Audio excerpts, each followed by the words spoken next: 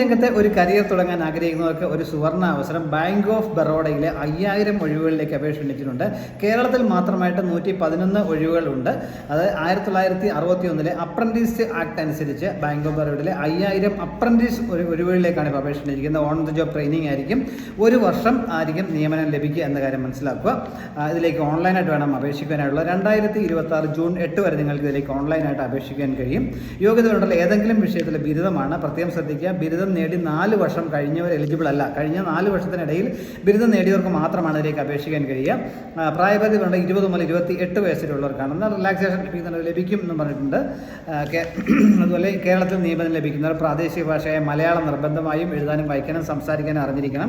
അപ്പോൾ അപേക്ഷിക്കുന്നതിന് മുമ്പ് ആദ്യം നിങ്ങൾ ഒന്നുകിൽ NAPSൻ്റെ സൈറ്റ് രജിസ്റ്റർ ചെയ്യണം. അത് അപ്രന്റീസ്ഷിപ്പ് സൈറ്റ് രജിസ്റ്റർ ചെയ്യണം. അതിനായിട്ട് apprenticeshipindia.gov എന്ന സൈറ്റിൽ നിങ്ങൾക്ക് രജിസ്റ്റർ ചെയ്യാം.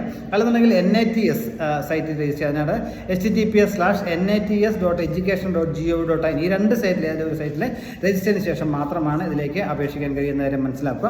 ഒരു കാര്യം പ്രത്യേകം ശ്രദ്ധിക്കുക, നിലവിൽ അപ്രന്റീസായിട്ട് ജോലി ചെയ്യുന്നവർക്ക് ഇതിലേക്ക് എലിജിബിൾ അല്ല.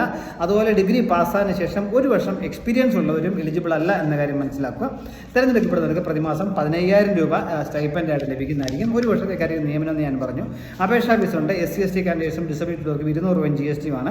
എന്നാൽ ബാക്കിയുള്ള ഫീമെയിൽ കാൻഡിഡേറ്റ്സ് ആണെങ്കിൽ ബാക്കിയുള്ളവർക്കെല്ലാം 600 രൂപയും GST-യും, മെയിൽ കാൻഡിഡേറ്റ്സ് ആണെങ്കിൽ 800 രൂപയും GST-യും ആയിരിക്കും അപേക്ഷാ ഫീസ്. കേരളത്തിൽ ഒഴിവുകൾ ഉണ്ടെന്ന കാര്യം പ്രത്യേകം ഓർമ്മിക്കുക. താല്പര്യമുള്ള ഒരു അവസരം പ്രയോജനപ്പെടുത്തുക. ഓൺ ദ ജോബ് ട്രെയിനിങ് ആയിരിക്കും. സെലക്ഷൻ പ്രോസസിനെ കുറിച്ച് പറയുകയാണെന്നുണ്ടെങ്കിൽ ഓൺലൈൻ എക്സാമിനേഷൻ ഉണ്ടായിരിക്കും, ഡോക്യുമെന്റ് വെരിഫിക്കേഷൻ ഉണ്ടാവും, അതിനുശേഷം ലോക്കൽ ലാംഗ്വേജ് ടെസ്റ്റ് ഉണ്ടാവും, പിന്നെ മെഡിക്കൽ എക്സാമിന് ശേഷമായിരിക്കും ഫൈനൽ നിയമനം ലഭിക്കുക. താല്പര്യമുള്ള ഒരു അവസരം പ്രയോജനപ്പെടുത്തുക.